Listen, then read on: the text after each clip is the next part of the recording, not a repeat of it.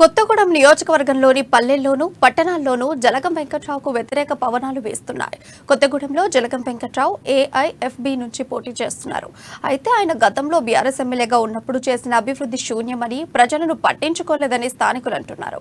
జలగం వెంకట్రావుపై నియోజకవర్గ ప్రజలు తీవ్ర అసంతృప్తితో ఉన్నారు.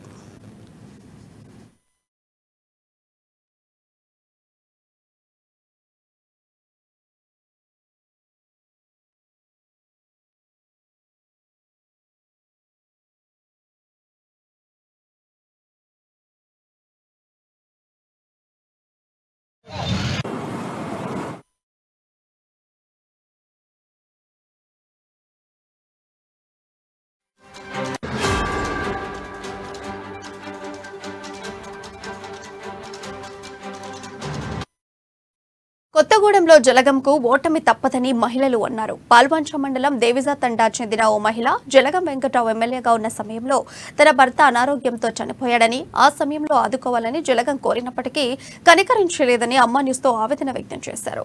ఇక రాజాపురం గ్రామానికి చెందిన ఓ రైతు మాట్లాడుతూ జలగం వెంకట్రావు ఎమ్మెల్యేగా ఉన్న సమయంలో తమ గ్రామంలో వైఎస్ఆర్ హయాంలో ఇచ్చిన పోడు పట్టాలు చెల్లవంటూ తమకు అన్యాయం చేశారని వాపోయారు.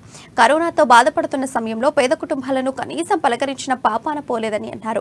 ఎన్నికల టైంలో వచ్చి జలగం ప్రజలతో మమేకం కావడం హాస్యాస్పదంగా ఉందని, ఎన్నికల్లో జలగం వెంకట్రావును ఓడిస్తామని స్పష్టం చేశారు. పునుకుల పంచాయతీ దేవజతండ విలేజ్.